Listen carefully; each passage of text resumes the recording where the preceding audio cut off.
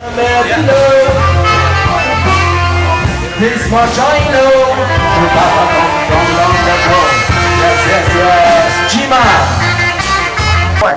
Bernard Sansarique is a congressional candidate running against Alcee Hastings. Thank you.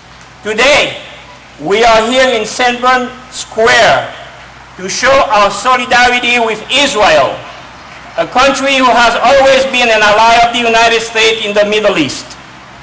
Israel, despite what radical Arabs might do, is God's country that will live forever. There is no such thing as a world without Israel. I am here to show my solidarity with the state and the people of Israel, and when elected to the U.S. Congress, I will be your voice on Capitol Hill. The State of Israel was proclaimed by a Jewish leader, David Ben-Gurion, on May 14, 1948. United Nations Resolution 181 approved the birth of Israel as a nation.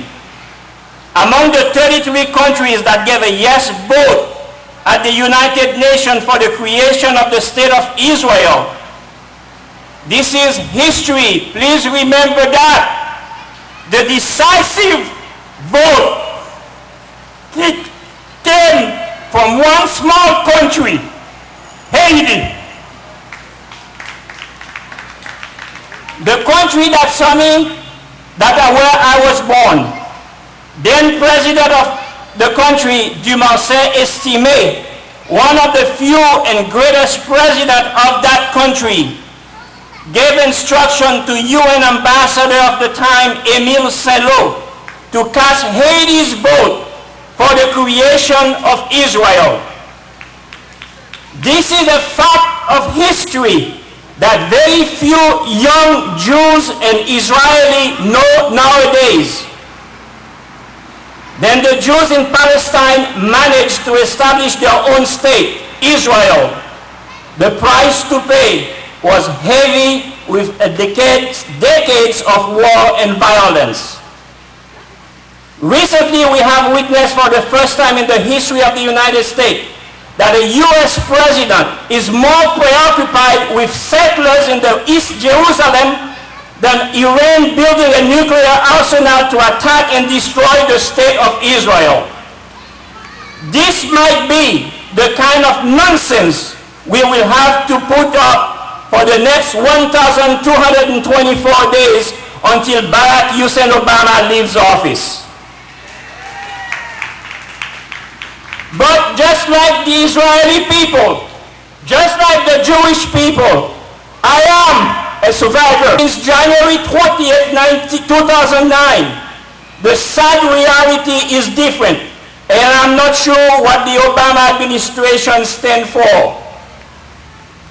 To avoid a nuclear conflict in the Persian Gulf, the U.S. must have a policy of aggressive diplomacy combined with the willingness to use force if necessary to force Iran to abandon the idea of becoming a nuclear power. Instead, we have an administration that is weakening our national security, destroying, as Jimmy Carter did when he was president, the intelligence agencies of our great country, demoralizing the fighting men and women of our armed forces, and placing all our lives in great danger. It is critical for the United States to have a strong national defense second to none. We have here room for one flag, that is the American flag. We have room for one language here, that is the English language. We have room here for one loyalty, that is the loyalty to the American people. We must stand ready to support Israel and other allies such as Colombia in our foreign policy. Thomas Jefferson said, "Democracy will cease to exist when you take away from those who are willing to work and give to those who would not." Today, our great country, the United States of America, is in great danger.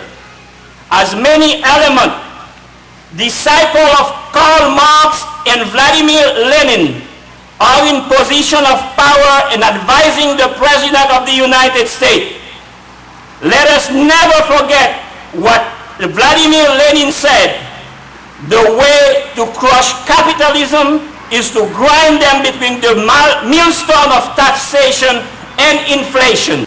The secret of happiness is freedom. The secret of freedom is courage. Thank you. I'm Yaman Postelnik, and I'm a candidate for Florida House of Representatives, District 91. Now, with regard to Obama's foreign policy, it's troubling. We as a state can initiate trade agreements with our allies. Aside from that, we can pass resolutions condemning a shameful administration that apologizes for the record of America's heroism, while defaming its staunchest allies. It is noteworthy that Barack Obama has not only alienated Israel, America's most steadfast ally, Great Britain too was shamed by his actions. You see, a man who goes to Buckingham Palace and gives an iPod to the Queen is a lunatic, not a president. But that's what Barack Obama did, coupled with returning in a very hostile manner the bust of Winston Churchill that Tony Blair had so graciously given us. Florida can condemn it, and if Barack Obama wants to attack our heroic CIA officers, we will give them the same type of refuge and the same type of courage in Florida that cowards have given draft dodgers in Africa. My campaign has said unequivocally that America has nothing to apologize for. Likewise, Israel, a country that has taken more precautions to protect the lives of civilians on the other side, and who has never started a single one of the wars that were brought upon it, also has nothing to apologize for. Yes, Israel won an increased amount of land in 1967, but Israel did not start that war.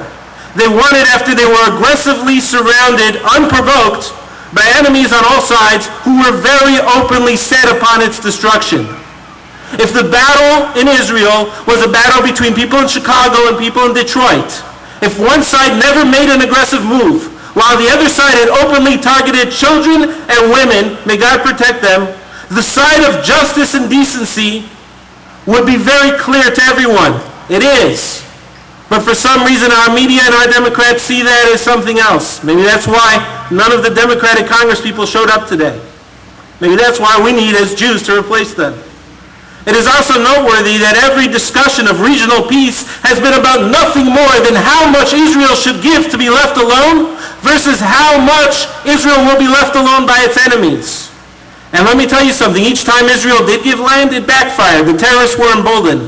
Netanyahu is right when he says that the way to promote peace is by promoting mutual business interests, not dangerous land concessions that only embolden the terrorists.